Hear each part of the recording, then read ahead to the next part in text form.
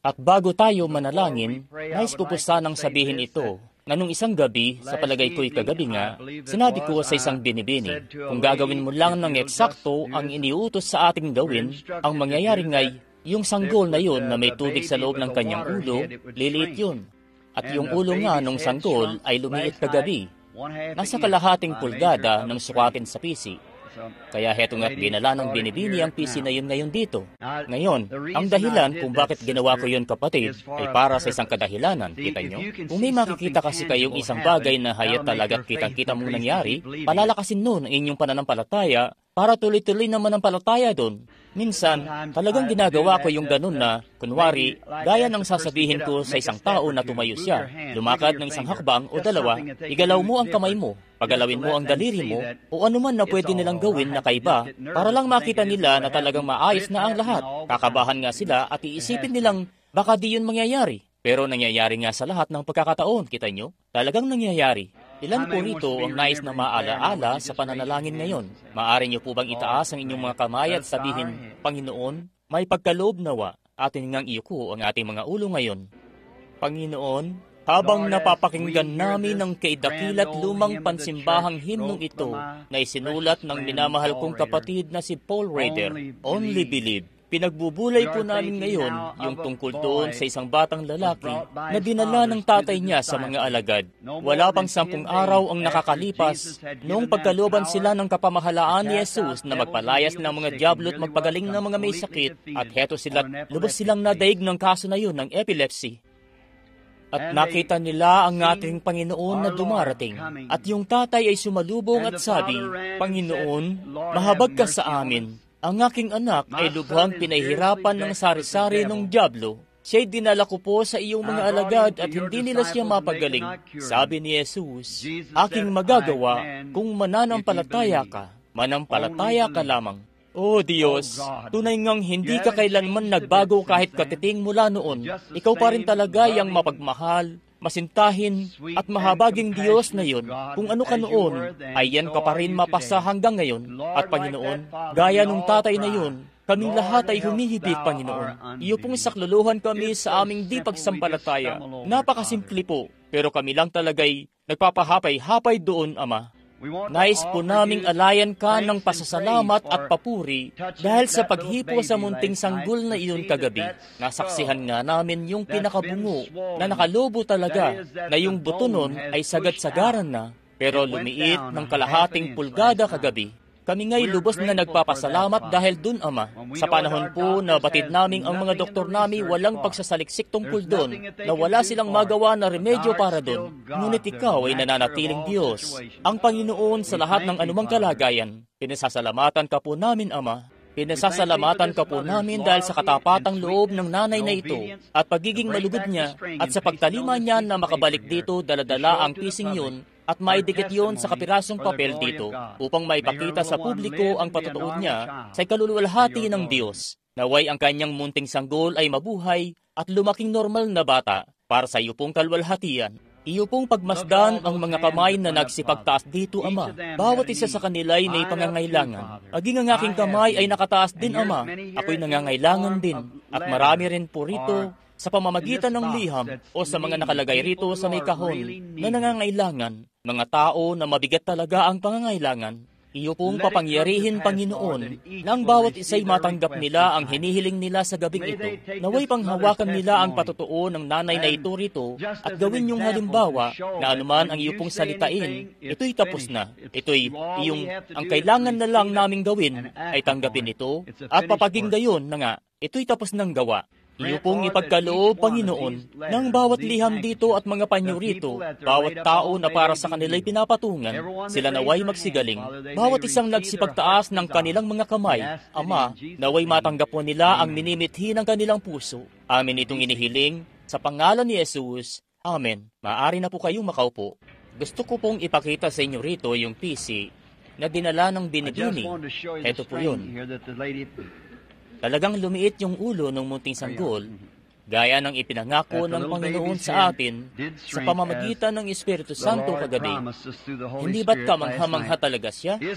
Ano pat, napagkalooban tayo ng sobra-sobrang alab na makasampalataya at manalig. Ngayon, Noong sabihin ni Jesus sa punong kahoy roon sa Marcos 11:23, sino mang tao'y hindi nakakain mula sa iyo mula ngayon. Marahil hindi nga siya noon sumigaw. Abay, kung tutusin nga, kalmadong-kalmado ang pagkakasabi niya noon, na halos yung mga alagad niya, isa lang yata sa kanila ang nakarinig sa kanya. At nung yung batang yun na may epilepsy, nung may dilog siya sa harapan ng Panginoong Yesus, yung batang yun marahil ay inatake ng pinakamatindi ng panginginig na naranasan niya. Siguro'y nasubasod pa sa lupa na parang patay na. Pero napagtanto ng tatay na ang nakatagpo niya'y siya na nagtataglay ng pananampalatayang higit na mataas kaysa sa mga alagad. Ngayon, nais kong pagtuunan itong maigi ng sino mang di naniniwala sa makalangit na pagpapagaling. Binigyan nga sila ni Jesus ng kapamahalaan na magpalayas ng mga espiritu at nabigo sila, hindi dahil bigo ang kapamahalaan. Bagkus, sila mismo ang nabigo. Sinabi sa kanila ni Jesus, bakit baga hindi namin napalabas yaon? Ang sabi niya, dahil sa kakauntian ng inyong pananampalataya. Ang iglesia ay nagtataglay pa rin naman ng kapamahalaan. Hindi binawi ng Diyos ang kanyang kapamahalaan sa iglesia, subalit nagkulang lang talaga sa pananampalataya ang iglesia para papaging gayon nga. Ganun lang kasimple. Ginagawa lang natin komplikado ito kung minsan. Pero kung magagawa lang natin sanang mas simple ang ebanghelyo, mas marami tayong makakamit na realidad kung makalalagi tayo sa kasimplihan nito. Anumang sabihin ng Diyos, yun na yun. At ganun na yun. At sampalatayanan mo lang. Sige po. Nung sabihin ni Jesus na sino mang tao'y hindi nakakain mula sa iyo, kaya't naglalakihan at naglulusugan naman ang mga dahon noon gaya dati. Maging yung balat ng kahoy ay ganun pa rin naman ang itsura. Pero doon sa kalaliman, sa ilalim ng lupa sa mga ugat, unti-unting nawawala ang buhay. Kaya ganun din ito sa kanser, sa kahit anong sakit na nais mong isipin. Kung matatanggap mo lamang ang salita ng Diyos, doon sa kalaliman sa ilalim ng mga ugat, o't nariyan pa rin marahil ang kanser, ang mga kamay mo'y naninigas pa rin. Wala yung kinalaman sa makalangit na pagpapagaling. Ito'y sa kung makasasampalataya ka. Kita nyo? May kung sang dako saan man na napangyari na ito. Sinabi ni Jesus, kung inyong sasabihin sa bundok na ito, maalis ka at hindi mag-aalinlangan sa inyong puso, kundi manampalataya na mangyayari ang sinabi ninyo, ay kakamtin ninyo ang sinabi ninyo. Hindi ba't napakaganda nito? Kanino yun ang galing? Sa anak ng Diyos mismo. Nang salitay, kalangitan at lupa ay lilipas, datapwat ngayon, datapwat ang kanyang salita ay hindi lilipas. Ngayon, ang tanging paraan lang para magawa mo yun ay kinakailangan ngang taglay mo ang tamang layunin at tamang motibo. Ngayon, kung lumabas ako rito at magsabi, ipapakita ko sa inyo na kaya kong paalisin ang bundok na ito. Umalis ka, bundok. Hindi nga yun naalis. Talagang hindi. Kahit ano pang taglay ko sa akin. Ang kinakailangan kasi, unang-una, kinakailangan kong hanapin ang kalooban ng Diyos. Yan ang dahilan kung bakit dito sa pila sa pananalangin madalas, ako'y nahihirapan. Dahil nga, may kung anong bagay na nandun sa mga pila at kung ano-ano pa. At susuyurin nyo nga dapat ang mga yun dun. Pero kita nyo nga, kung may pagkakasala kasi kayong hindi na ipagtapat, napansin nyo ba doon sa pagkakataong yun? Nung bago ko palayasin yung masamang espiritu, tinignan kong maigi ang taong yun para makasigurado na walang kahit anong bagay doon sa buhay niya na magiging hadlang, kita nyo? Kasi tandaan nyo po, sa mga kaloob na ito, maaari kang malagay sa masasalimuot na bagay rito.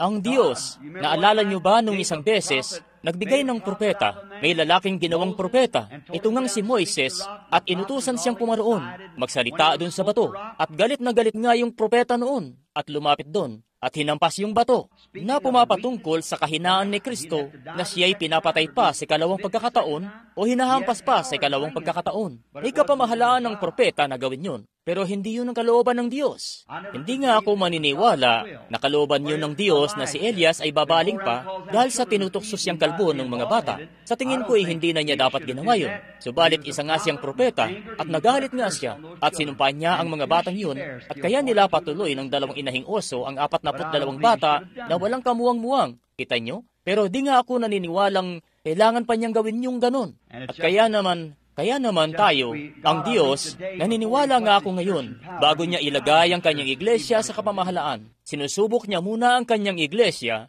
upang makita kung ano kayang gagawin nito. Tayo, sa susunod marahil, kung loloobin ng Panginoon pagbalik ko, marami tayong oras para pag-usapan ang bagay na gaya niyan, tungkol sa bagay na napipintong maganap. At sa oras na yan, marami tayong malalaman tungkol dyan. Pero kung masasambit nyo lamang ang salita, sabihin nyo, Panginoon, sinasampalatayanan ko ito. Huwag kayong mag-alinlangan. kailangang buong-buo yan sa puso nyo. Ngayon, sabihin nating, nasa isa raw akong lambak at di ako, o ako pala'y nangangaral sa milyon-milyong katao. Pero doon lang sa kabilang ibayo ng bundok, may grupo ng mga tao doon na nasa 100 lang sila. At sila'y nangamamatay na lang na hindi nakikilala si Kristo. Bueno, may milyon ako rito na pinapangaralan ko. Pero hayat, may kung anong bagay sa loob ng puso ko na nangungusap sa akin. Pumunta ka roon sa mga tao roon. Puntahan mo sila. Sila'y nangamamatay. Kung ako lang sa sarili ko'y hindi ko gustong pumunta roon. Pero hayat, may kung anong bagay nga sa loob ko, kita nyo? Ang Diyos ngayon na kumikilos. Kailangan nyo ang tingnan kung ano yung layunin. Tingnan kung anong motibo mo sa pagpunta roon. Hindi lang yung para sa sarili lang. Ngayon, kung ang sasabihin ko naman, bueno, tama man ang layunin ko sa pagpunta ko roon. Pero sa pagpunta ko na'y nakahambalang ang isang malaking bundok. Sasabihin ko, alam nyo, kung makakaalpas ako sa bundok na ito at maililigtas ko ang lahat ng sandaang naroon, balang araw ay tatayuan nila ako doon ng monumento, kapatid na Branham, ang dakilang misyonero. Ngayon, hindi nga tama ang motibo ko. Hindi maguguho ang bundok. Hindi nga. Subalit, kung ang motibo ko at layunin ay tama, at ang Diyos na narito sa puso ko'y pinangungunahan ako, at di ako makalpas sa ibabaw ng bundok na yun, sa palibot ng bundok na yun, sa ilalim ng bundok na yun, sasabihin ko, bundok, maalis ka. Marahil nga, kung sabihin ko na yun, at talaga namang sinasabi ko yun na may tamang espiritu ako, na may pangunguna ako ng Espiritu Santo na nasa kalooban ng Diyos, maaaring ang walang gaano mangyari, liban sa napakaliit na sangkutsarang bahagi ng bundok na maguguho. Pero patungo na rin doon. Marahil sa susunod na araw, 2 libra na ang maguguho. Sa susunod na araw, ay 4 na tonelada na. At marahil sa loob ng 1 buwan, nasa 5 tonelada na ang maguguho. Ano yun? Di mo man makita pa. Pero patungo na siya. Patungo na roon. Mananatili ako roon at sasaksihan ko ang kaganapan ng bagay na yun. Dahil Diyos na nagsabi nun at yun na yun. Kaya mo bang ganun din ang isipin mo para sa nanay mo sa gabing ito? Sige, kung isipin mo yun, gagaling siya. Sige, basta't sampalatayanan mo lamang. Sambitin mo lamang ang salita't manatili doon. Kita nyo? Sampalatayanan mo lamang. Panghawakan mong mainam. Buhay na walang hanggan ito. Ngayon, bukas ng hapon, binilin ko kay Billy ngayong gabi na huwag munang mamigay ng prayer card at gusto ko lamang mangusap. Sinasabi ko po sa inyo ang totoo na tuloy-tuloy ang paghayo ko mula pa noong Henero sa ibayong dagat at pabalik sa Phoenix doon sa amin at pabalik at talaga po namang sa espiritual na pagkilala pa lamang po. Ako'y latang-latan at halos di ko na alam madalas kung saan baga ako nakatayo. Talagang pinahapo ako noon ng husto. At pagkatapos dito, ahayo na naman po uli ako. At sila, kayo ng mga kapatiran dito, inanyayahan niyo ako na makapanatili pa sana rito ng ilan pang mga araw. Lubos kong ikinatutuwayan. Iniisip ko nga na tunay ngang kalugod-lugod ang grupo ng mga ministro rito. Pumaari lang sana na magkaroon pa tayo ng kahit konti lang na panahon para magkasama-sama. Kung loobin ng Panginoon, babalik po ako sa susunod. Wala akong ibang gagawin, kundi bibisita sa isang simbahan at sa isa naman at lilibot sa buong siyudad para mabisita ko kayong lahat. Ikagagalak kong gawin yan. Kahit anong bagay na magagawa ko para makatulong sa kaharian ng Diyos, yan ay kung ikalulugod niyo pong gawin ko yun. At makabalik sana ako sa ibang panahon at makasama kayo sa amin at magkaroon ng maganda't mainam na pagtitipon sa isang dako. At alalahanin niyo mga kapatid, ipapanalangin ko kayo. Sigurado yan. At nais ko ring ipanalangin yung lahat ako, lahat kayo. At ngayon ako'y bukas ng umaga ang gawain sa mga simbahan dito sa lahat ng iba't ibang maiinam na iglesia rito sa buong siyudad. Ngayon, ang ilan pong mga grupo mula sa Jeffersonville ay narito. Ang ilan sa mga kaibigan ko, isa sa mga tagapangasiwa ko sa simbahan ay narito. Si kapatid na Fred Sotman, hindi ko pa siya nakikita rito sa pagtitipon. At maging ang kapatid na, marami pang mga kaibigan ko na mula pa doon sa Jeffersonville, ang aking sekretarya doon at lahat sila'y narito. Narito lang sila sa pagtitipon. Hindi ko pa nga lang sila nakikita. At mga kapatid, may inam nga ang mga kaiglesia dito sa siyudad na ito. At sa lahat ng mga iba pang bisita, hanapin niyo lang ang isa sa mga ito at dumalo kayo sa mga simbahan ito bukas. Makabubuti sa inyo ang pagdalo. Sigurado po yan. Sila nga'y mga kapatid na nananampalataya sa ganitong klase ng pagmiministeryo. Yan ang dahilan kung bakit narito sila't nakaupo rito sa entablado at dito sa bandang baba rito dahil sila nga'y sumasampalataya rito at pinaluluguran ko ang mga kalalakihang ito. Panginoon, iyong pagpalain ng sangay rito ng full gospel businessmen na nagtaguyod ng pagtitipon dito. Kaya sa palagay ko sila nga ang nagtaguyod ng pagtitipong ito. Pinupuntahan ko sa tuwina ang mga tinataguyod nilang mga gawain. Dahil dun sa kanila, mangyari kasing di dapat tayo manatiling ganito. Pero kadalasan kasi, may mga kaunti tayong pagkakaiba-iba. Kaya't ang isa ay naniniwalang ganito. Yung isa na may sa ganito naman naniniwala. Nagkakaroon tuloy ng kaunting iringan at dating sugat na matagal ng sara dapat. Oras na para maghilom na ito. Pero ito, at kung may papagawa ko sa full gospel businessmen, mangyari ngang nakakatulong kahit papaano na pahilumin ito. At nagkakasama-sama tayo. At nagkakaroon tayo ng tunay na pagbubuklod-buklod na sama-sama tayo. Talagang maiinam na panahon. At ikinalulugod natin yan. Ang Diyos ang magpala sa sangay na ito. Patid kong pinalitaw ito ng Diyos para sa layunin na yan. Ngayon, at pagkatapos, nabigyan ako ng napakainam na pribilehiyo na makabisita sa lugar ni kapatid na Oral Roberts ng isang araw. At siya nga, napakalaki ng lugar. Ang ganda talaga ng dako. Isa yung bantayo para sa Pentecostes. Pagkatapos, pumunta naman ako kina kapatid na Tommy Osborne, isang kahangahangang lugar din. Kahangahangang tao ng Diyos. Na kami ni kapatid na Osborne at ako ay sadya namang malapit sa isa't isa. At maging si kapatid na Oral din, sadyang malapit kong mga kapatid at mahal namin ang isa't isa. At ginagawa namin ang pinakamainam naming magagawa para sa ikabubuti ng mga tao sa kaharian ng Diyos. Kaya tunay na ikinalulugod ko na nakapunta sila ng mga kalalakihan dito sa syudad kasama ng iba pang makikisig na kalalakihan na meron kayo rito. Kayo po na mga tupa ay talaga namang may kahangahangang mga pastol. Kaya nga gusto kong sabihin ito ng ganyan. Naway, ang Panginoon ay patuloy na sumainyong lahat at yan nga ang dalangin ko. At ngayon, bukas ng hapon, anong oras uli magsisimula ang gawain, kapatid? 2:30. Kaya mga alauna o 1:30 ay dapat nandito na kayo para di makaabala sa iba pang bahagi ng mga gawain. Ngayon, kung di pa ito nababanggit sa inyo ng mga binata, mamayang gabi may mga libro sila, litrato at iba pa, at mga tape at mga record, at ng mga pagtitipon, at binebenta nila ang mga ito. Pero hindi namin sila pagbebentahin sa Sabat, bukas. Walang ibebentang libro o kahit anuman bukas. Kaya't di namin talaga sila mapapayagan kapag ganon. Kayong marami ang nagsabi, dali ka naman dyan. At si tandang Daddy Bosworth, lagi niyang sinasabi sa akin noon, "Oh, kapatid na Branham, mali ka riyan." Pero yun po talaga kasi ang nadarama ko, kita nyo? At sa akin lamang po, kung gusto nyo pong makakuha, bibigyan po nila kayo. Pero hindi talaga kami nagbebenta kapag Sabat. Hindi, yun po talaga. At kung yun ang paniwala ko, ibig sabihin, kailangan kong ipamuhay yun. Kaya, kailangan kong ipamuhay yun mismo, kita nyo? At kailangan kong ipamuhay kung ano ang pinaniniwalaan ko, at kaya, pwede rin naman kayong magpapunta na lang sa bahay, at pupunta dun sa bahay, dun po sa dakong yun at kunin yun. Ngayong gabi, ating kalimutan muna lahat muna yan.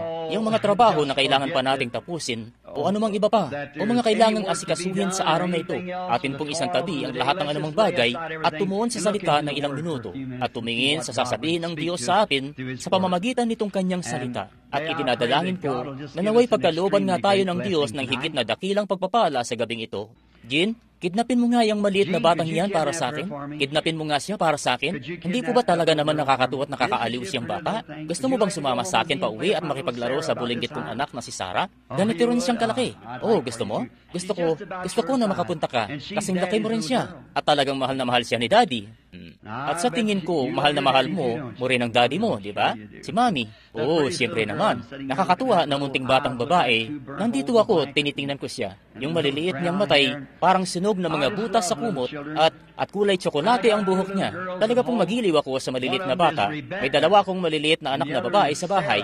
Ang isa sa kanila ay si Rebecca at yung isa naman si Sarah. Nandito ako minsan, lumuwas ako. Pareho nilang mahal na mahal si Daddy, alam niyo po, at mahal na mahal ko sila. At sa tuwing uuwi ako ay pinasasampa ko sila sa likod ko at yun nga lang, lumalaki na si Becky para ipasan ko pa. Halos kasing laki ko na siya. Mababali na niyang likod ko kung tutuusin. Siya'y, gayon pa man, siya'y mananatiling munting dalagitan ni Daddy pa rin. At ngayon, marahil sa susunod na taon, gusto nga namin siyang ipasok sa isang Bible school sa isang dako at palipatin mula sa public school. At hayan nga, hinihintay nila si Daddy nila. Alam nyo, na makauwi. At tagal-tagal na rin akong nasa mga pagtitipon. At bukas ng gabi, maghihintay na naman uli sila ng hating gabi hanggang sa makabalik ako. At kaya nandun na ako ng maaga, mga alas 3 o alas 4 pa lang, at pagbubuksan ako ng mami nila ng pinto at patutuluyan ako. At talagang pagod na pagod ako niyan. At hapong-hapo, ako'y dito sa entablado, ako'y kapag naroon pa yung pahit sa akin, ay mainam ang pakiramdam ko. Pero kapag umalis na yun sa'yo, diyan ka nagkakaproblema. Ilan po rito nakakaalam nun? Siya nga, ganun yun. Tingnan niyo po, si Elias, nung umakyat siya ng bundok at nagpababa ng apoy galing sa langit, nagpababa ng ulan galing sa langit, at pagkatapos, nung umalis na sa kanya ang Espiritu, nagpalaboy-laboy siya dun sa ilang ng 40 araw, at natagpuan siya ng Diyos na nagtatago sa loob ng kuweba sa isang dako. Si Jonas, nilulun siya at nanatiling buhay sa loob ng tiyan ng balyena sa loob ng 3 araw at gabi. Iniluwas siya doon sa may pampang at humayo siya't nangaral. Nagsisi ang buong siyudad at dumulog sila sa Diyos. At nung umalis na sa kanya yung pahid, umakyat siya sa ibabaw ng isang burol at hiniling niya sa Diyos na kunin na ang buhay niya. Kita nyo? Tumayo ako minsan sa tabi ng libingan ni William Cowper, di pa gaanong katagalan. Yung sumulat ng kilalang himno na yun na ginagamit natin sa gawain natin ng communion. May isang bukal na puno ng dugo na mula sa mga ugat ni Emmanuel tumutulo. Mga makasalanay lumulubog sa agos ng dugo. Narinig niyo na ba kung anong nangyari sa kanya? Matapos na umalis sa kanya yung inspirasyon na isulat yun, naghanap siya ng ilog para magpakamatay. Nakatira lang ako't kapitbahay lang halos ng lumang Kentucky home. At si Stephen Foster nga ay nakapag-ambag sa Amerika ng pinakapamoso nitong mga awiting folk. At sa tuwina na nasusulat siya, lulukuban siya ng inspirasyon. Doon sa inspirasyon na yun, nakapagsusulat siya ng awitin. At kapag wala na yun sa kanya, lalabas siya't maglalasing. Pinaglaon, tinawag niya yung isang utusan doon at pinakuha ng labaha at nagpakamatay. Di nga batid ng maraming tao ang pinagdaraanan ng mga taong gaya nila na lumalagi sa espiritual na dako.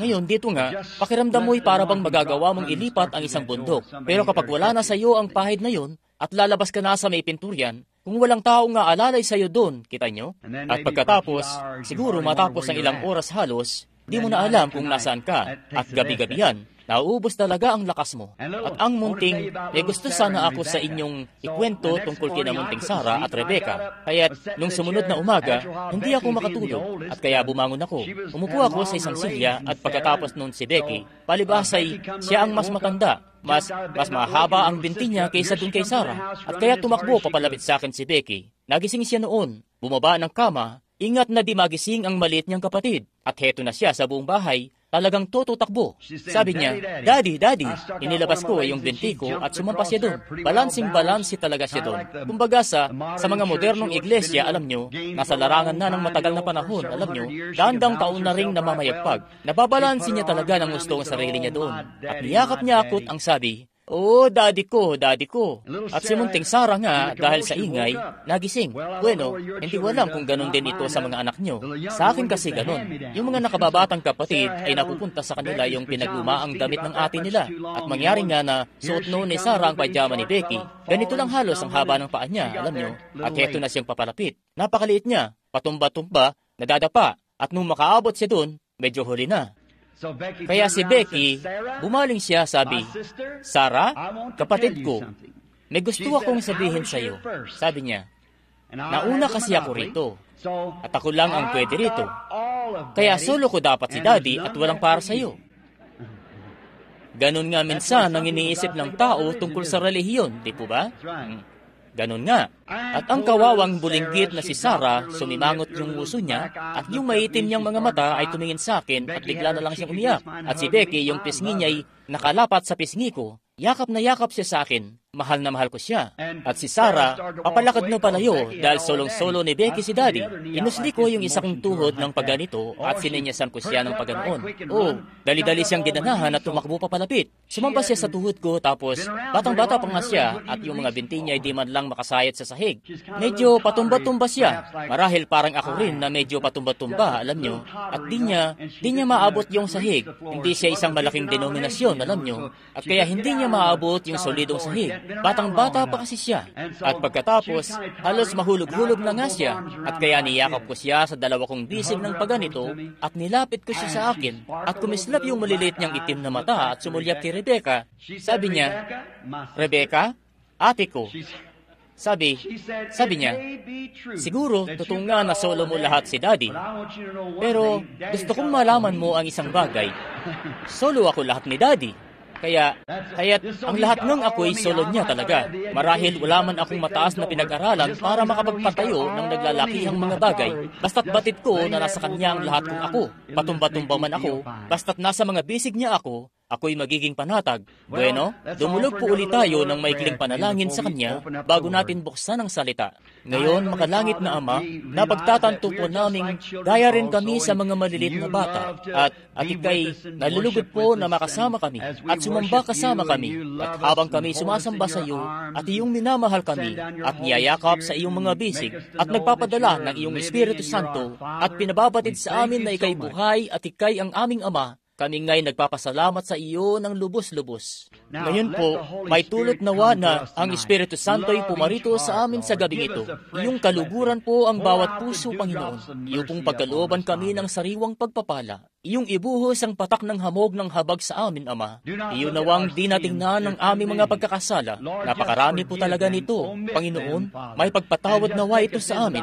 Iyo pong iwaglit ang mga ito, Ama, at kunin kami sa iyong mga bisig at pagalingin ang aming mga karamdaman at linisin po ang aming mga kaluluwa at palayain ang aming mga espiritu, Panginoon, nang sa gayon ay makasamba at makapagpuri kami sa iyo, gaya ng mga batang tumatakbo sa palibot ng bahay, na batid na si Daddy ay lagi kaming binabantayan. Iyo po nawang ipagkaloob ito, Panginoon. Ngayon, walang sino man ang makapagpapaliwanag ng salita. Napagtanto po namin ito. Nakita ni Juan ang aklat sa kanang kamay niya ang nakaupo sa luklukan, at walang sino man sa langit o sa ibabaw ng lupa o sa ilalim man ng lupa ang marapat na magbukas ng aklat o magtanggal man ng mga tatak. At naroon pong dumating ang isang kordero na pinatay buhat pa ng itatag ang sanlibutan, at siyang nga ang karapat-dapat, at kinuha niya ang aklat at tinanggal ang mga tatak at binuksan ang aklat. O kordero, pumarito ka sa gabing ito, iyong buksan ang aklat sa amin, Ama, habang hinihintay ka namin, dahil hinihiling po namin ito sa pangalan ni Jesus, ang kordero ng Diyos. Amen. Ang pinili ko po sa gabing ito ay isang munting kasulatan dito na 3 salita lamang. Pero bago yan, nais kong bumasa muna ng isang talata o 2 sa San Juan. 11 kabanata, simula sa 23 talata. Sinabi sa kanya ni Jesus, "Magbabangon uli ang iyong kapatid." Si Marta ay nagsabi sa kanya, "Nalalaman ko, siya'y magbabangon uli sa pagkabuhay na maguli sa huling araw." Sinabi sa kanya ni Jesus, "Ako ang pagkabuhay na maguli at kabuhayan. Ang sumasampalataya sa akin, bagamat siya'y mamatay, gayon may mabubuhay siya. At ang sino mang nabubuhay at sumasampalataya sa akin ay hindi mamamatay magpakailanman." Sinasampalatayanan mo ba ito? Sinabi niya sa kanya, "Oo, Panginoon, sumasampalataya ako na ikaw ang Kristo, ang anak ng Diyos sa makatwid bagay, ang naparirito sa sanglibutan." At para sa ating teksto, nais ko ngang gamitin ang 3 salitang ito. Sinasampalatayanan mo ba ito? May nabasa akong kwento matagal na. Sa palagay ko'y isa itong kwentong katha, at halos lahat ng mga ministro sa palagay ko ay nabasa na itong libro ni Dr. Ingraham na patungkol sa ang prinsipe ng sangbahayan ni David. Isa nga itong napakagandang aklat. Sa tingin ko'y matagal nang di nila nililimbag ang aklat na ito. Gusto ko sanang magkaroon ng limbag nito para maipakita ko sana sa mga tao. At doon nga, binabasa ko roon ang isang munting artikulo tungkol dito kay Lazaro at kay Jesus at Maria at Marta na mga kapatid na babae ni Lazaro. At nabasa ko nga roon kung saan nanuluyan noon si Jesus na sa palagay ko kina Marta at Maria. Kapwa sila kalugod-lugod ng mga kabataang babaeng Hebreo. At si Lazaro noon ay nag-aaral o nagsasanay noon na maging eskriba doon sa templo, gumagawa ng mga kasulatan ng kautusan para sa mga saserdote. At napakaganda ng pakikisama ni Jesus noon, lalo na kay Lazaro. Kapag babasahin natin doon sa aklat, ang sabi nga doon, tumuloy siya roon sa tahanan, at si Marta ay medyo pahapay-hapay pa na makinig sa salita niya, kaya't kailangan pa kasi niyang tiyakin na handa na yung pananghalian at aayusin pa ang hapag, samantalang si Maria ay naupo sa kanyang paanan, at sinabi ni Jesus na pinili ni Maria ang magaling na bahagi. At tapos, nabanggit din sa atin na si Lazaro ang nagdala kay Jesus doon kay Juan, doon sa kwento sa mga libro ni Dr. Ingraham. At ito nga sa ang prinsipe ng sangbahayan ni David. Gayunman, maaring hindi yun totoo, di ko po alam. Pero para mabuo yung tagpo, kaya't siya nga'y nanunuluyan noon kasama nila. Ngayon, napag-aralan na natin sa susunod o nakaraang sanlinggo po pala, sinabi ni Jesus sa San Juan 5:19, aking hindi makagagawa ang anak ng anuman sa kanyang sarili, kundi ang makita niyang gawin ng Ama. Ito rin naman ang ginagawa ng anak sa gayon ding paraan. Gumagawa ang Ama at ang anak ay gumagawa hanggang ngayon. Kita nyo? Ang makita niyang gawin ng Ama. Kaya tugay-gayin na natin yung talagang tinutumbok ng kwentong ito. Ang Ama, ang Diyos, nangusap sa kanyang anak na si Jesus at sabi, ang inyong kaibigan na si Lazaro, siya'y mamamatay. Pero ito'y para sa kabutihan, kaya umalis ka riyan sa tahanan. Umalis ka riyan, pagkat dudulog sila na ipanalangin mo siya o pagalingin siya at hindi ko ibig na gawin mo yun. Kung susundan nyo ang kwento habang tinutuloy-tuloy natin ito, makikita nyo doon na papunta nga ito doon sa katotohanang talagang tinutumbok nun. Kaya naman si Jesus, walang pasabi-sabi o anuman, umalis ng bahay at nagpunta sa ibang lugar. Di na bumalik nung gabing yun. At nagpunta siya sa ibang lungsod. At pagkatapos, umalis ni Jesus ng tahanan, doon nagka-problema. At sa tuwing aalis si Jesus ng tahanan nyo, may parating niyang problema. Pagkatandaan nyo po, kapag aalis siya ng tahanan nyo, sa puntong yan, dumarating ang problema. Sa tuwing ipapasok nyo ang makasosyal na pakikisama at lahat doon sa mga kaiglesiyahan nyo para pairalin doon ng walang aberya, gaya ng naglalakihang mga Rickenbacker na 16 ang silindro, at isasantabi nyo na lang si Jesus sa labas, na si Jesus ay nasa labas na ng inyong iglesia, yan nga pumapasok ang problema. Siya nga po, sa tuwing aalisin si Jesus sa isang denominasyon at isasantabi nila siya at sasabihin, bueno, di namin talaga kayang paniwalaan ang mga ganyang bagay na yan ng tama at tatanggap kayo ng ibang bagay, yan nga dumarating ang problema. Tandaan niyo po yan. Naalala ko tuloy dahil dyan yung isang kwento tungkol sa Panginoong Jesus na makikita niyo riyan sa aklat ng Lucas. Alam niyo po, nung siya noon ay bata pa lang, mga nasa 12 anyos pa lang noon, sinama siya ng magulang niya dahil yun ang kinaugalian doon taon-taon sa kapistahan ng Pentecostes. At habang naroon sila sa bayan ng Jerusalem nung panahon na yon ng kapistahan at nagkakasiyahan, makikita natin yan sa Biblia na 3 araw ang pinalipas nila na di siya kapiling. At inisip nga nilang siguro, kaya nila ipinagsawalang bahala, ay siguro nasa mga kamag-anakan lang nila si Jesus. Ngayon, di natin pwedeng hayaan na magkaganyan. Nung puntahan na nila noon yung kanilang kamag-anakan para alamin, wala naman siya roon. At hindi nga natin pwedeng ipagsawalang bahala na lang yan dahil sa inaangkin nating Methodist naman tayo, Baptist, Presbyterian, Pentecostes, at yung ating mga tinatangkilig at mga ninuno ay mga magigiting na mga mananampalataya na wala lang sa atin. Bueno, nagsasawalang bahala tayo na si Jesus na may kapiling natin. Hindi natin pwedeng hayaang ganun lang yun. Kailangan kasi tuloy-tuloy ang pakikugnay natin sa Kanya sa bawat araw at bawat minuto. Gustong-gusto ko yan.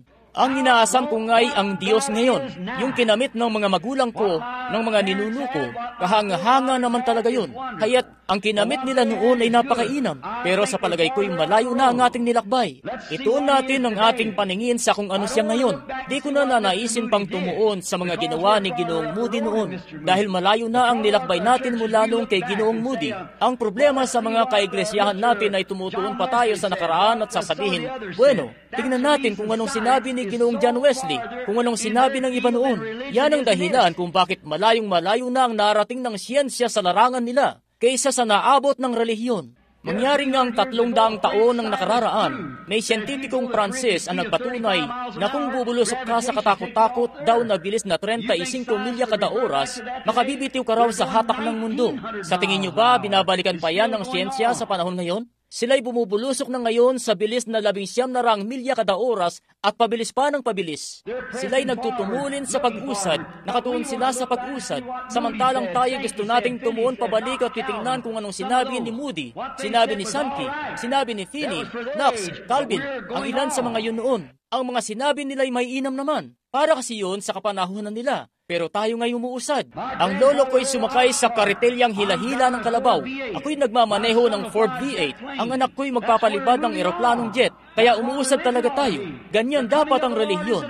Ang pagparito ng Panginoon ay nalalapit na. Umuusad na dapat ang iglesia patungo doon sa kanilang kapamahalaan. Ang siyensya nga ay may limitasyon lang ng taas ng maabot at pagkatapos ay babagsak na uli. Subalit tayo ay may pagkukuhanan ng lakas na di pa napagkukunan, na di pa nagagalaw, na may kapamahalaan na walang limitasyon na sa Diyos at dapat na tayong umuusad dun. Milyon-milyong milya ang layo natin sa dapat nating pribilehiyo ngayong gabi. Mga pribilehiyong para sa mga Kristiyano na dapat ngay natatamasa na natin ngayon. Nahihiya ako sa sarili ko kapag nakikita ko yung mga institusyon na yan at mga karamdaman at mga problema na laganap na ngayon. Ang iglesia natin ngayon ay dapat ngang humahayo ngayon sa lansangan, nagpapagaling ng may sakit, nagbubuhay ng patay, nagpapalayas ng dyablo, nagpapamalas ng mga tanda at mga kababalaghan, pinaisip sa sanlibutan para mapagtanto nilang buhay si Jesus Kristo. Yan nga ang dapat sana nating ginagawa na ngayon. Yun nga lang, sasabihin nyo, di naman inano yun ni Ginoong Moody, kaya't di naman nabubuhay sa panahon ngayon si Ginoong Moody. Siya nga, tayo ang nabubuhay rito sa pagparito ng Panginoon. At yun nga lang, pinagsasawalang bahala natin ito at iniisip nating nandun naman siya sa mga kamag-anakan natin. Pero nung isang araw nga, nung hamunin si Ginoong Graham ng isang naghahamon, nalaman nga natin na wala naman siya sa piling ng ating mga kamag-anakan. Saan nila siya natagpuan? Saan nga nila natagpuan si Jesus? Doon mismo kung saan nila siya iniwan. Saan nila siya iniwan? Sa kapistahan ng Pentecostes. Saan natin iniwan si Jesus? Saan iniwan ng iglesia? Sa kapistahan ng Pentecostes. Nung lumayo tayo sa sinubok ng panahong kapangyarihan ng Pentecostes, doon nga tayo lumakad palayo kay Jesus. Walang pasubali, kaibigan. Nabubuhay tayo na malayo sa dapat nating pribilehiyo. Siya nga po, iniwan nila siya sa kapistahan ng Pentecostes at yun lang ang natatanging lugar kung saan matatagpuan ng Methodist, Baptist, Presbyterian at kahit mga Pentecostal, kaya't doon lang nila siya matatagpuan. Ang bumalik nga sa lugar na yon kung saan niyo siya iniwan. Nasaan ang kagalakan sa Panginoon? Nasaan ang kapamahalaan sa Panginoon? Nagtatanong ngayon ng iglesia, anong nangyari sa Diyos ng kasaysayan? Siya nga'y nakantabay lamang na magsumamo ang kanyang bayan para dumating siya sa eksena. Subalit, hindi nga natin magagawa yan sa pamamagitan ng mga denominasyon, hindi nga natin magagawa yan sa ilalim ng psikolohiya, hindi natin magagawa yan sa ilalim ng aritmetika, o magawa man gamit ang edukasyon. Dinidistansya natin ang ating mga sarili. Nagkakawatak-watak tayo. Hindi dapat tayo nagkakawatak-watak. Tayo isa lang dapat kay Kristo Jesus. Tayo isa kay Kristo. At hindi yan kahit kailan magagawa ng ating mga denominasyon. Kahit gaano pang kagaling ang mga ito, di nila magagawa talaga. Ang ating edukasyon ang pinakamalaking balakid ng Ebanghelyo kahit kailan. Ang edukasyon nga. Ang kailangan nga natin ay di-edukasyon. Ang kailangan natin ay ang kapangyarihan at patutuo ng Espiritu Santo na may balik sa ating iglesia upang maipakita ang kapangyarihan. Kahit kailan ay di sinabi ni Jesus, magsiyaon kayo sa buong sanlibutan at magturo. Hindi niya sinabing, magsiyaon kayo sa buong sanlibutan at gumawa ng, ang sinabi nga niya, magsiyaon kayo sa buong sanlibutan at ipangaral ang Ebanghelyo. At ang Ebanghelyong yan ang magpapamalas ng kapangyarihan ng Espiritu Santo, ang pagkabuhay na maguli. Milyong-milya pa ang layo natin sa dapat nating narating na sana ngayon. Umusad na tayo. Bumalik tayo doon sa lugar na pinag-iwanan natin sa Kanya sa kapistahan ng Pentecostes.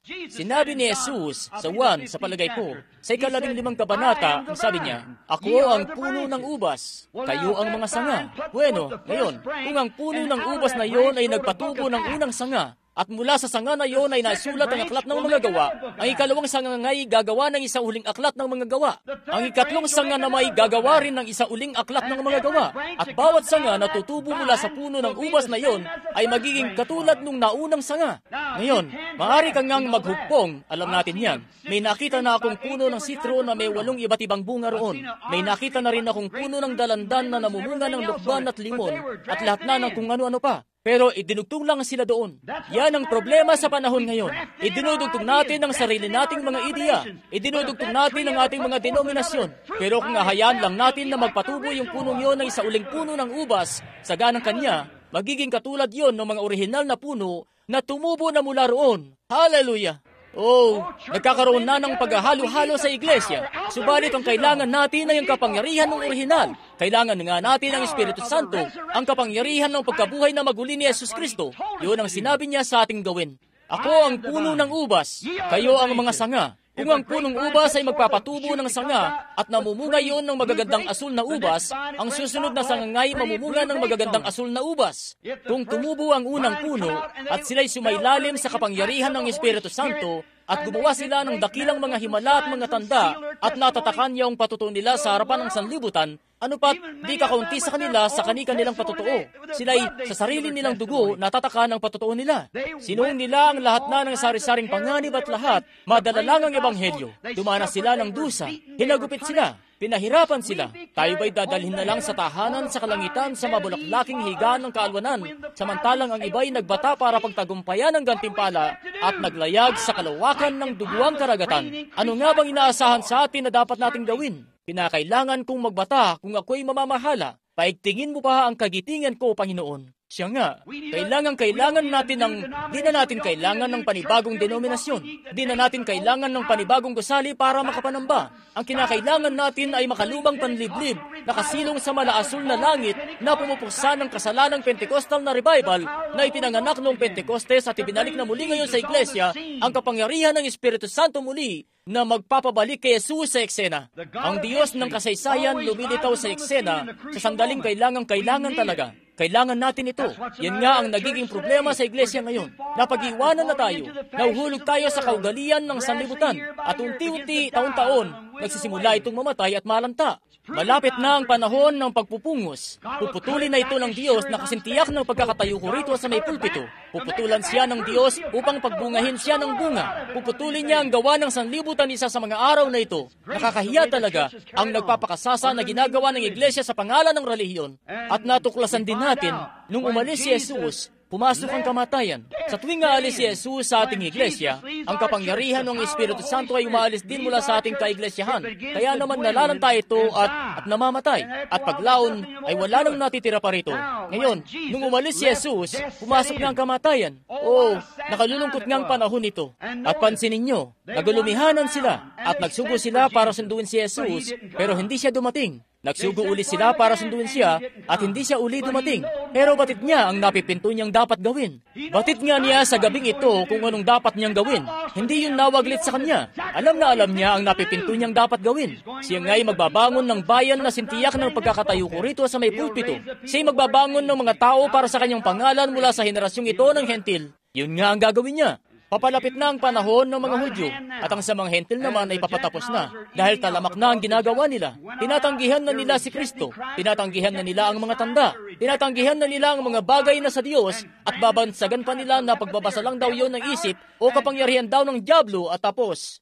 Mamumusong sila laban sa Espiritu Santo at tinatatakan ng mga sarili palayo sa Diyos. At tapos, kukunin ng Diyos silang kakaunting bilang pagkatapos at ibabangon yon na maging makapangyarihang iglesia. At pagkatapos, ibabaling na ang Espiritu patungo sa mga Hudyo at kukunin na pauwi ang iglesyang hentil. Ganun nga yun mismo. Siya'y naghahanda na para roon. Grabe. Nasa huling panahon na talaga tayo halos. Si Jesus, batid naman niya. At pagkatapos nga'y ang sabi niya, ang ating kaibigan na si Lazaro ay natutulog. Ano pat, iniisip ng mga alagad ng pakahulugan niya ay nagpapahinga lamang. Nang ibig niyang sabihin, bueno, kung siya'y natutulog, ay maayos ang kalagayan niya. Bueno, kaya naman sinalitan niya sa kanilang maabot na salita para maunawaan nila. Sabi, siya'y patay at ikinagagalak ko dahil sa inyo rin na ako'y wala roon. Kita nyo? Dahil sa inyo, ikinagagalak kong wala ako roon. Dahil dudulog na sila sa kanya na napagalingin siya. Pero batid niya na di niya dapat gawin yun. Dahil ayon doon sa pangitain ay di pa alam niyang 4 na araw muna ang magdadaan bago ang panahon na sinabi sa kanya ng Ama. Grabing ganda. Ang sabi niya roon sa may libingan, Ama, nagpapasalamat ako sa iyo na iyong dininig. Ngunit ito'y sinabi ko dahil sa karamihang nasa palibot. Kita nyo? Batid na nga niya kahit noon pa man ang kanyang gagawin. Sinabi niya, gigisingin ko siya. Ngayon, nakikinita ko nga ang munting tahanan na yon na wasak talaga. Wala na yung naghahanap buhay sa kanila. Kalungkutan. Napakaganda nga na sa panahon ng malungkot sa tahanan nyo o malungkot ang puso nyo, ay saka dumarating si Jesus nang di nyo inaasahan. Hindi po ba? Nakikinita kong naroon si Marta, isang maganda't munting babae na may talukbong na itim na belo sa mukha niya, at maging si munting Maria, at naroon sila hawak-hawak ang isa't isa, nagsasabi, ano nang gagawin natin? Wala na si Papa at Mama. at ang minamahal naming kapatid na lalaki. Ngayon, umalis nga kami sa simbahan at itiniwalag na kami sa kanila. At lumabas kami para sumunod kay Jesus na taga Nazaret. At umalis naman siya at iniwan kami. Nagpunta kung saan. Nauulinigan ko nga na may kritiko doon na sumadyapat ang sabi, "Oy, nasaan na ang makalangit na tagapagpagaling? Yung propetang taga Galilea. Nasaan na siya ngayon?" Kita nyo na? Kapag oras na para pumarito siya at may gagawin dapat, saka naman siya nawawala. Ayan nga, kita nyo, gustong-gusto nga ng Diyos na gawin ng ganyan para ipakita ng mga tao, haya't ipakita talaga ng mga tao kung ano nga talaga sila. Oo, sinusubok sila para makita kung ano nga talaga sila. Binibigyan niya sila ng pagpapala. Lilitaw siya, ipakikita ang sarili, ipakikilala ang sarili sa mga tao para makita kung anong klaseng reaksyon ang ipapakita nila para makita kung anong gagawin nila doon. Ngayon, nakita nga natin, pagkatapos ng ilang araw, 4 na araw, ang kaawa-awang si Lazaro ay patay na noon. Inilibing nila siya. 2 araw, 3 araw, 4 na araw. Ngayon, alam nga ng kahit sino na pumapasok na ang pagkabulok ng katawan, matapos ang 3 araw, maagnas muna yung ilong sa mukha unang-una. At tapos noon, papasok na ang pagkabulok. Magsisimula ng kainin ng mga uod sa balat yung katawan. Inilagak nila siya sa lupa. Naglagay ng napakalaking bato para sarahan yung kuweba kung saan nila siya inilagak. At mayat maya, yung mga kabataang babae lalabas at luluhod sa may libingan na tahagulgol. At di katagalan, kumalat na ang bali-balita. Dumating na si Jesus. Nakita namin siya na paparating dito sa bayan. Oh, si Munting Marta na noon ay para bang pahapay-hapay sa bagay na ito. Ipinakita nga niya kung anong taglay niya talaga sa kanya. Ayan na nga siya. Sumadya siya sa may kalsada, tumatakbo para sumalubong. Nauulinigan ko ang ilan sa mga tao sa gilid ng kalsada. Bueno, siguro na may natauhan ka na niyan na mali ang relihiyon mo. Di niya sila pinansin at nagpatuloy lang. Nilampasan niya ang lahat ng mga kritiko. Nagtuloy-tuloy lang siya hanggang sa matanaw na niya siya. Marahil nakaupo sa isang kanto. Ngayon, sa lagay ngang iyon, siya nga'y may karapatan marahil na sisihin siya at pagsalitaan siya ng masama. Pero di siya humangos doon at nagsabi, aba naman, ikaw, isa ka pa namang propeta, tao ng Diyos. Bakit di ka man lang nagpunta nung ipatawag ka namin? Aba, tampulan tuloy kami ng katatawanan ng buong bayan ngayon. Lumabas pa kami ng simbahan para sumunod sa iyo. Siguro nga ay may karapatan naman siya. Pero alam niyo ba, gaya nung naipangaral ko na noon, ang kordero at kalapati, kung tayo tupa, hahayaan lang ng tupa na mawala ang bawat karapatan na taglay niya. Ganun nga yun. Wala naman siyang kahit ano pang ibang taglay kundi lana lang. Pero hinahayaan lang niya na mawala yun sa kanya. At hahayaan niyo lang na mawala ang bawat karapatan yung taglay makapaglingkod lamang sa Diyos. Ganun nga yun. Binabanggit ko minsan sa mga kababaihan ang tungkol sa pagsusuot nila nitong maliliit na kung anong kasuotan, alam nyo. At ang sabi nila, bueno, mga Amerikano kami. Pwede namin gawin anumang gustuhin namin. Sabi ko, totoo naman yan. Pero kung isa ka ngang tupa, hahayaan mong mawala sa iyo ang mga karapatan mo. Yang paninigarilyo at pagpapakasasa na gaya niyan, yan ang pinakakahindik-hindik na magagawa ng isang babae. Ganun nga. May isang binibini ang sabi niya sa akin, nito lang. Kinausap niya ako, sabi, pero kapatid na Branham, di na sila gumagawa ng ibang klaseng damit liban doon. Sabi ko, pero gumagawa pa rin naman sila ng makinang panahi at nagbebenta pa rin ng mga tela. Walang pwedeng idahilan. Ayan nga, alalahanin nyo, darating ang araw, ikaw may malinis na malinis sa iyong asawang lalaki, pero mananagot ka sa salang pangangalo niya dahil diyan. Dahil malinaw namang sinabi doon, bawat tumingin sa isang babae taglayang masamang nasa, ay nagkakasala ng pangangalo niya kasama ng babae sa kanyang puso. Ano na bang nangyayari sa mga kababaihang Pentecostal ngayon? Diyan nga ako nagtataka. Mapapaisip ka talaga kung paanong nalayo na kayo sa dating linya ng pagtatabas. Kaya't ang mga nanay niyo nooy nagsisihabaan ng buhok at ngayon ang mga Pentecostal na kababaihan ay pinturada na parang makikipag-Mardi Gras at nagpuputol ng buhok at kaiksi manamit na gaya niyan. Tulad ng mga kung sino-sino riyan sa kalsada, lalabas kayo at magtatabas sa bakuran sa hapon sa oras na may mga dadaang kalalakihan. Hindi nyo ba naiisip, kababaihan, na kayo'y mananagot sa ginagawa niyong pangangalo niya sa mga kalalakihang yan? Ipinipresenta niyo ang inyong mga sarili sa kanila sa ganong layunin. Masamang espiritu yan na nasa loob ng iglesia at mga tao roon at di nila yun nalalaman. Bulag at di yun nalalaman. Yan ang totoo. Siguro isasabihin nyo, wala akong karapatan na sabihin ang bagay na yan bilang ebanghelista. Bueno, ako lang ay sumusunod sa pangunguna ng Espiritu Santo. Yan lang ang masasabi ko. Kayo, kung haharap na ako sa inyo roon sa paghatol, ay wala akong dugo sa aking mga kamay. Magsialis nga kayo sa bawat kalitlit-ang dako na yan na may anyo ni Satanas. Magsilayo kayo riyan. Magsialis kayo. Wala akong pakialam sa mga sikat na artistang yan sa telebisyon. Hindi ka naparito para maging sikat sa telebisyon. Anak na babae ka ng Diyos. Nangaral ako sa simbahan ng isang pastor noong isang umaga tungkol sa mga alipin noon. Panahon nung nagbebenta pa sila ng mga alipin, matagal ng panahon nung nakalipas. At nagpupunta nga sila sa isang dako at binibili sila sa isang subastahan. At yung mga tao roon, sila'y tumatangis, humahagulgol, dahil ang bayan nilang sinilangan, hindi na sila makakabalik doon kahit kailan.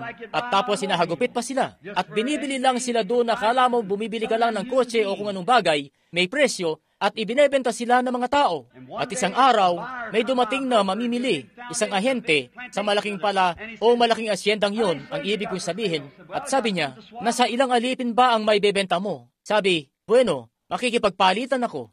Ang ginagawa nga nila'y pinalalahian nila para malalaki. Kukunin yung nanay, yung tatay, tapos kung yung babaeng asawa ng lalaki sakitin na babae, kukunin nila yung malalakit malulusog na lalaki at palalahian para parang mga kabayo at mga hayop. Hindi yun kailanman naging tama. Gumawa ang Diyos ng tao. Ang tao ang gumawa ng mga alipin. Sa una pa lang ay di na yun tama. Hindi tama. Kailanman ay dinilayon ng Diyos ng tao ay maging alipin. Hindi po. At walang, tingnan nyo nga ang sumunod na nangyari. Pagkatapos, sa gitna ng pag-uusap doon, sabi ng lalaking yun, bueno, gusto kong bumili ng ilang, napansin niya ang isang binata doon. Di na nila siya kailangang hagupitin pa. Nakataas ang baba niya, nakataas ang ulo, na para talagang ginoong-ginoo naglalakad doon. At sabi nung ahente, gusto ko siyang bilhin. Sabi niya, pero hindi siya ibinebenta. Sabi niya, bueno, bakit? Sabi, siya ba ang boss? Sabi niya, hindi, alipin lang siya. Bueno, sabi, bakit nga? Iba ba't mas masasarap ang pinakakain niyo sa kanya kaysa doon sa iba? Sabi niya, hindi, doon din siya sa may kusina kumakain kasama nung iba pa. Alipin nga lang siya. Sabi, kung ganon, bakit ibang-iba siya kumpara sa iba pa sa kanila? At sabi ng amo, kahit ako'y matagal nang nagtataka sa bagay na yan, pero isang araw natuklasan ko rin. Doon kasi sa bayan nilang tinubuan, ang tatay niya ang hari ng tribo. At gayong isa siyang dayuhan dito na malayo sa kanyang tahanan, alam pa rin niya sa sarili niya na anak siya ng hari, at kaya ang kilos niya ay anak pa rin ng hari. Kung ang isang katutubong taga-Afrika na gaya niya ay napapatid niyang ang tatay niya ay isang hari at narito siya na dayuhan sa isang estrangherong lupain pero nakabapatid pa rin na sa kabilang ibayo ng karagatan ay anak pa rin siya ng hari, gaano pa kaya dapat sa mga kababaihan at mga kalalakihan na kumilos ng ganon kung kayo mga anak na lalaki at mga anak na babae ng Diyos? Kumilos kayong gaya noon. Siya nga, kumilos kayo ng naayon. Linisin niyo ang inyong sarili at kumilos na mga anak na lalaki at mga anak na babae talaga ng Diyos. Hindi na nakapagtataka yung ganyang kondisyon. Heto na po tayo. Si Munting Marta, humahangos siya. Mukha namang meron siyang bagay na may susumbat sa kanya. Bakit hindi mo man lang pinuntahan ng kapatid ko? Tingnan mo naman ang ginawa namin para sa iyo. Tapos noon, binigo mo pa kami. Bueno, kung ganun ang sinabi niya, hindi magkakaroon ng katapusan ng kwento na yon na gaya ng kung paano dapat yun nagtapos. Hindi nga, may tama kasing pakikitungo sa makalangit na kaloob ng Diyos. Kung padadalan ka ng Diyos ng kaloob, dapat ngang tama ang pakikitungo mo rito. Kung umaasa ka na makakakuha ng bagay mula roon, nararapat lang na tama ang pakikitungo mo rito. At alam nga yun ni Marta. Nabasa niya marahil yung tungkol sa babaeng Sunamita at sa sanggol niya. At siya, kung yung babaeng Sunamita na yun ay napagkilanlan niyang Diyos yun na kay Elias, gaano pa kaya siya na kay Jesus? Siya nga, kaya sumalubong siya roon na tama ang pakikitungo niya. Tumakbo siya at nagpatira pa sa paanan niya. Gustong-gusto ko yun. Nagpatira pa sa paanan niya at nagsabi, Panginoon, yun nga ang nararapat na tawag sa kanya. Yun nga siya. Siya nga ay Panginoon niya. Panginoon, kung ikaw sana'y narito, di sana ang kapatid ko'y hindi namatay. Grabe. Nakikinita ko nga ang dakila niyang puso habang tinitingnan niya ang kalugod-lugod na babaeng yun na ang luhay gumuguhit sa kanyang pisngi. Sabi, Panginoon, kung ikaw sana'y narito, di sana ang kapatid ko'y namatay. Masdan niyo po ang sinabi niya. Pero, gayon man, Panginoon, gayong patay na siya, gayong nagsisigapang na ang mga uod sa buo niyang katawan. Gayon man, Panginoon, anumang hingin mo sa Diyos, ay ipagkakalob sa iyo ng Diyos. Yan nga ang sekreto. Sabihin mo mang kung saan-saan na akong ospital nagpunta. Sinasabi ng doktor na ako'y mamamatay. Pero, gayon man, Panginoon. Kaya't di man ako makalakad dahil sa arthritis, di ako makakilos. Pero Gayunman, Panginoon, yung munting sanggol nga iyon kagabi, may tubig sa ulot, lumulobo na talaga. Wala nang magagawa pa. Lulobo pa yon at sasabog na lang yung munting ulo niya at mamamatay. Pero gayunman, Panginoon, siya'y nananatiling Diyos pa rin. Siya pa rin ang Panginoon. Gayunman, Panginoon, at siya'y nasa kanan ng Diyos na makapangyarihan sa lahat na namamagitan sa mga bagay na ipinapahayag nating ginawa niya para sa atin.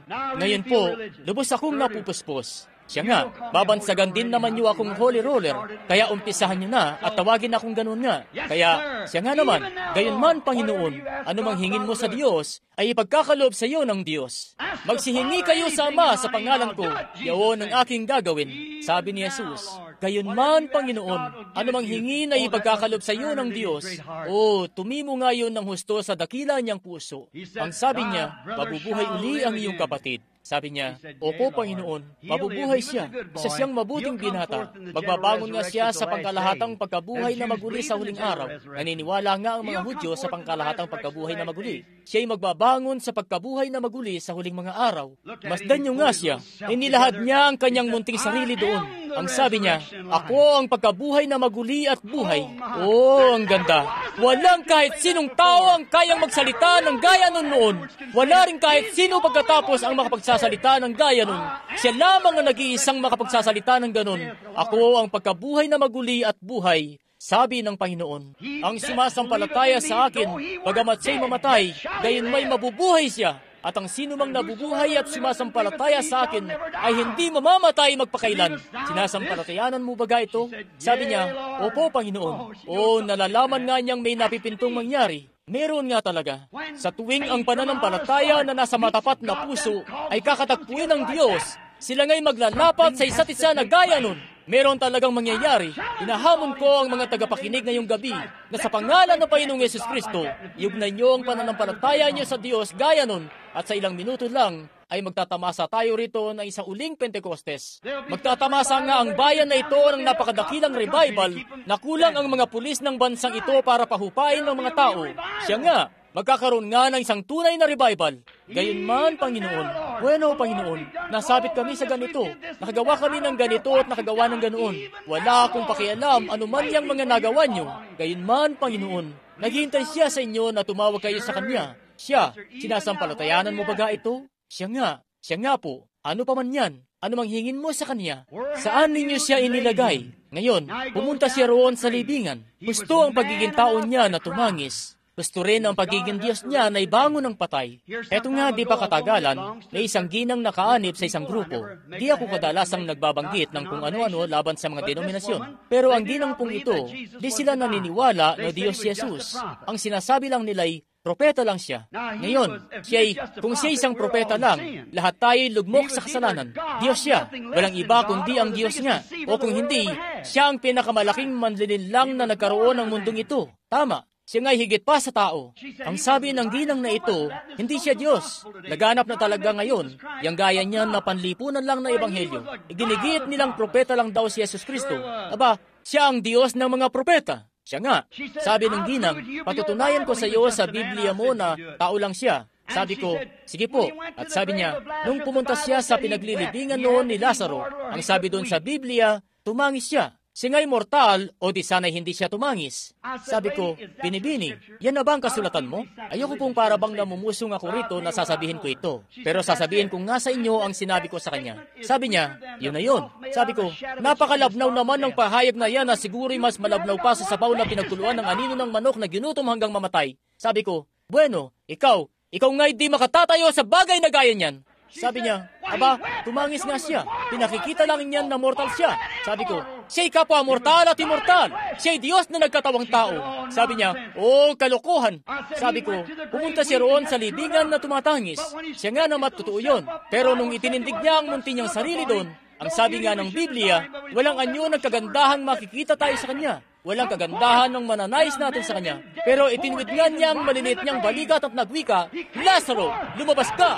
At ang lalaking iyon na 4 na araw ng patay at nabubulok sa libingan, lumabas siya. Kaya't higit nga yon sa pagiging tao. Sige, magpakita kayo sa akin ng tao na kayang gumawa nun. Ano yun? Nakilala nung pagkabulok ang kanyang Panginoon. Nakilala nung buhay ang kanyang manlilikha.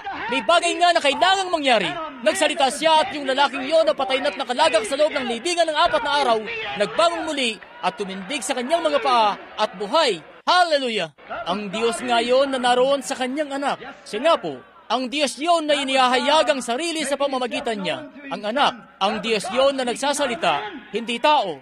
Tao siya nung tingnan niya yung puno nung araw na yon at naghahanap ng makakain. Tao yun. Pero nung kunin niya ang 5 tinapay at 2 isda at magpakain ng 5,000, higit ngayon sa isang tao.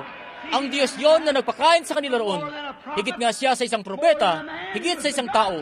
Siya'y taong Diyos. Siya nga, nakahiga siya minsan sa likod ng maliit na bangka nung gabing yon at nagngangalit noon ng karagatan na taas baba yung bangka na parang takip ng bote sa makapangyariang dagat sa panahon na isinumpa ng 10,000 dyablo sa dagat na lulunurin nila siya sa gabing yon.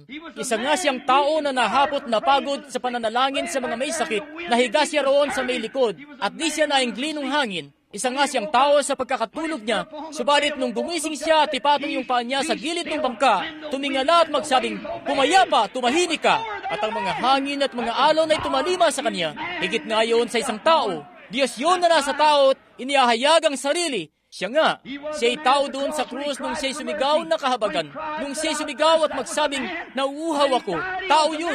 Nung mamatay siya, tao siya. Subalit nung umagang yun ng Pasko ng pagkabuhay, nung kalagan niya ang pagkakaselyo ng kamatayan, impyerno at ng libingan at magbangon muli, siya nga'y higit sa tao. Diyos yun na nahayag. Di na nakapagtataka na sinabi ng makata, "Sa pagkabuhay ako'y inibig niya, sa pagkamatay ako'y iniligtas niya, sa pagkalibing kanyang dinala sa manayong dako yaring pagkakasala, sa pagbangon nagawa nga niya ako'y aring ganap ng walang bayad kailanman. Balang araw siya nga ay darating, o araw na walang kasing ningning." Sabi niya, "Sapagkat ako'y nabubuhay ay mga bubuhay rin naman kayo." Sinasampalatayanan mo baga ito? Siya rin kahapon, ngayon at magpakailanman. Sinasampalatayanan mo baga ito? Sinasampalatayanan kung narito ngayon ang Espiritu Santo. Sinasampalatayanan mo baga ito? Sinasampalatayanan kung pupunuin niya tayo ng kanyang presensya. Sinasampalatayanan mo baga ito? Sinasampalatayanan kung ibig ng Espiritu Santo na ibuhos sa atin ng gusto ang kanyang presensya. Pagalingin ng lahat ng may sakit. Papangyarihin ng lahat ng mga taong wala pang Espiritu Santo ay mapuno sila. Sinasampalatayanan mo baga ito? Sumasampalataya ba kayo ng buong puso nyo? Tumayo po tayo at bigyan siya ng papuri. Sinasampalatayanan kung siya'y bababa ngayon sa atin sa mga oras na ito. O Panginoong Diyos, may likha ng kalangitan at ng lupa, may akda ng buhay na walang hanggan, may bigay ng bawat mabuting kaloob, aming sinasampalatayanan mo baga ito. Panginoon, sumasampalataya kami na ikangay narito sa pagtitipon. Sumasampalataya kami na ikaw yan na nagpapala sa aming mga kaluluwa ngayon. Sumasampalataya kami na ikaw yan na sadyang nagbubuhos ng iyong Espiritu sa amin. Sumasampalataya kami na ikay siya rin kahapon, ngayon at magpakailanman. Sumasampalataya kami na ikay nabubuhay magpakailan-kailan pa man at ang aming mga pangalan ay nakasulat sa aklat ng buhay ng Kordero. Ang lahat ng langit at lupa ay lilipas, subalit kami mabubuhay magpakailanman, sapagkat nabubuhay ka magpakailanman. Panginoon, iyong ipinangako sa amin ito. Sinasampalatayanan namin ito ng buo naming puso. Buong buo naming sinasampalatayanan ito, Panginoon. Minamahal ko siya. Minamahal ko siya. Sinasampalatayanan niyo ba siya? Sinasampalatayanan kung ang Espiritu Santo ito, itong lumulukob sa atin ngayon. Sinasampalatayanan mo baga ito? Sinasampalatayanan kung ibig talaga niyang pagalingin ang bawat isang narito sa mga sandaling ito ngayon. Sinasampalatayanan mo baga ito? Itaas niyo ang inyong mga kamay sa Kanya. Tumayo kayo sa inyong paa. Sinasampalatayanan mo baga ito? Narito ang Espiritu Santo. Ito'y yaon. Sabi ni Pedro, ito'y yaon. Ito na nga ito, ang Espiritu Santo. O Panginoon, may likha ng langit at lupa, iyong ipadala ang iyong kapangyarihan at iyong mga pagpapala at iyong kabutihan sa mga taong narito ngayon at iyong pong pagpalain ng kanilang mga puso at iyong ipangyari sa kanila na makita nila na ang anak ng tao ay buhay magpakailan-kailan paman. Iyong pong ipagkaloob ito, O Panginoon. Inihaharap namin sila sa iyo sa pangalan ni Yesus Kristo, ang anak ng Diyos. Sino man diyan na wala pa sa Kanya ang Espiritu Santo, itaas niyo lang po ang inyong mga kamay at purihin ang Diyos. Sumasampalataya ako na lulukob siya sa inyo. Sige po, sa mga nariyan, ipatong niyo ang inyong mga kamay sa kanila. Ito na ang oras. Bakit pa tayo magpapahapay-hapay? Ito na ang oras. Ito na ang oras ng Pentecostes, ang pagbabalik loob sa Diyos. Sikapin niyong umayon kayo sa Diyos, Pentecostes. Sikapin niyong ang mga puso ninyo ipakilusin ng kapangyarihan ng buhay na Diyos. Hayaan niyong lumukob sa inyo ang Kanyang Espiritu. Ibabad ang inyong mga kaluluwa. Narito po siya sa tuwina gabi-gabi. Narito upang pagalingin ang mga may sakit, magbigay ng paningin sa mga bulag, sa pamamagitan ng dakila at kahangahangang kapangyarihan na kanyang pinagtitibay mismo na sa alinmang panahon ay di nagbabago. Hallelujah! Purihin niyo siya. Itaas niyo ang inyong mga kamay. Iwaglit niyo muna sa isip ang kinalalagyan niyo. Isipin niyo na kayo'y nasa kanyang piling at ang kanyang kabutihan at kanyang kalwalhatian at kanyang kapangyarihan at kanyang kagandahang loob ay mananatili magpakailanman. Siya ay di nagbabago magpakailanman. Purihin ang pangalan ng Panginoon. Hallelujah!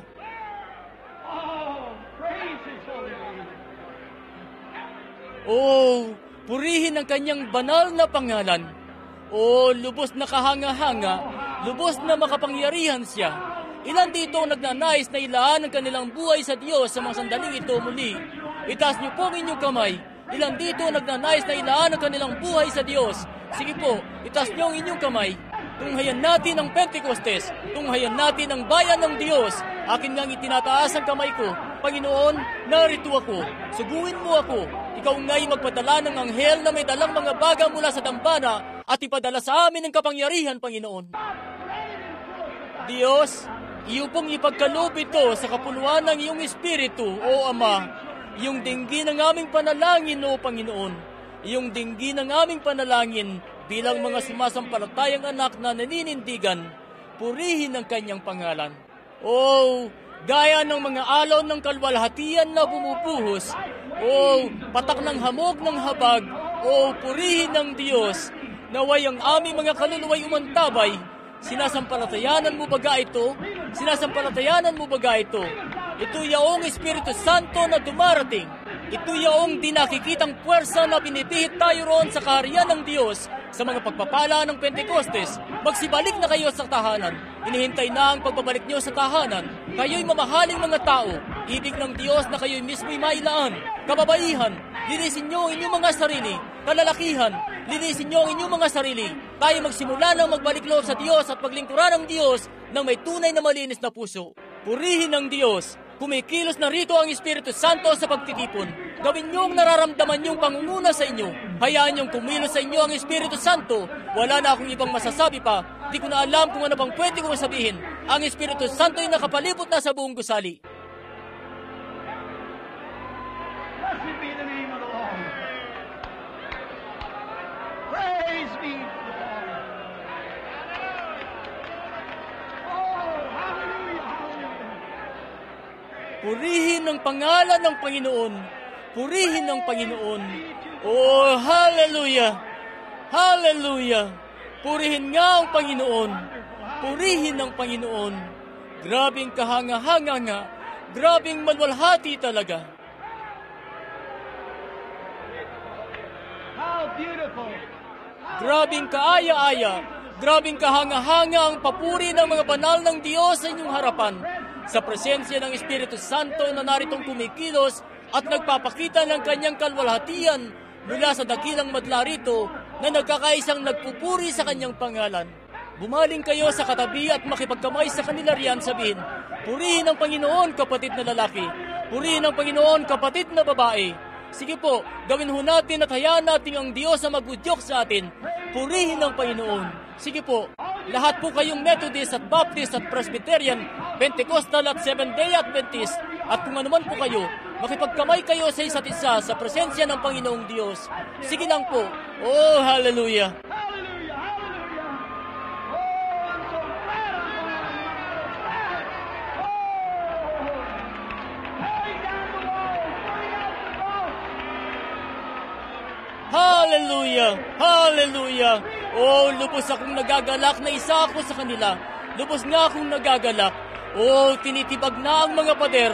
Tinatapon ang karumihan. Luwalhati, kalayaan sa Panginoon na makapagpuri sa kanyang banal na pangalan. Purihin ang pangalan ng Panginoon. Oh, hallelujah! Purihin ng Diyos. Oh, gustong-gusto ko ngang makita ang ganyan. Mga taong nakikipagkamay sa isa't isa at kaya aliwalas ng mga muka. Kapangyarihan nga ito ng Diyos na nagsasabing, ito na ngayon mga anak tayo ng Diyos. Tayong lahat ay isang dakilat malaking iglesia, isang dakilat malaking tao kay Kristo Jesus na kanyang nobya. ang isang maluwalhati, ang pagparito ng Panginoon ay malapit na. Ang kanyang mga tao ay nagbubuklod-buklod na at nagmamahalan sa isa't isa sa pag-ibig at sa kapangyarihan ng kanyang presensya. Oh, parang ang langit na ito. Oh, napakainam nito. Amen.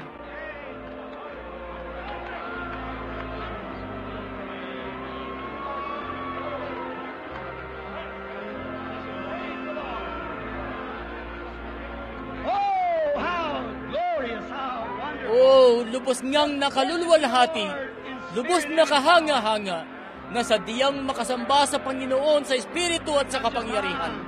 Napakainam na sandali.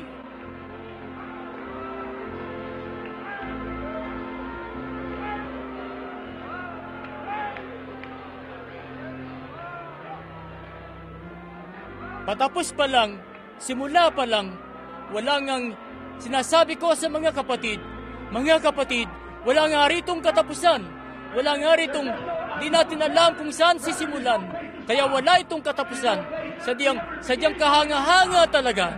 Ilan po rito ang talagang napakainam na pakiramdam nila na bumabad sa presensya ng Panginoon. Oh, grabe! Kahanga-hanga nga ang presensya ng Panginoon sa dakong ito. Ngayon, narito ngayon ang presensya ng Panginoon upang pagalingin ang mga may sakit, pabutihin ang kalagayan ng mga tao. Sumampalataya lamang kayo sa Kanya. Sumasampalataya ba kayo sa Kanya? Kung makasasampalataya lamang tayo sa Kanya, lahat ng bagay ay posible. Sinasampalatayanan niyo ba yan? Sumasampalataya ba kayo na yan nga ang presensya ng Panginoon? Ngayon, habang kayo'y, bigyan niyo lang ako ng kahit konting sandali. Kahit sandali lang po, at pakinggan niyo itong maigi. Hayaan niyong patunayan ko sa inyo na yan nga ang Espiritu Santo na narito ngayon. Hayaan niyong ipakita ko sa inyo na ang Espiritu Santo ang siya mismong nagsasalita, ang siya mismong gumagawa nito nang malaman niyo. Ilan po rito ngayon ang dumaro rito na may sakit? Patingin lang po ng inyong mga kamay. Yung may karamdaman po. May ilan, may isang lalaki na nakatayo roon. Sumasampalataya ka ba, Ginoo? Hindi tayo nakapagbigay ng mga prayer card. Pero sumasampalataya ka ba na kaya ng Diyos na pagalingin ka? Sumasampalataya ka ba na kaya niyang ipaalam sa akin ang problema sa iyo? Ang tagiliran mo nga. Ooperahan ka sana. Siya nga, ang pangalan mo ay Ginoong Cartwright. Siya nga, tama ba? Lumagayway mo ang kamay mo. Sige, umuwi ka't magaling ka na.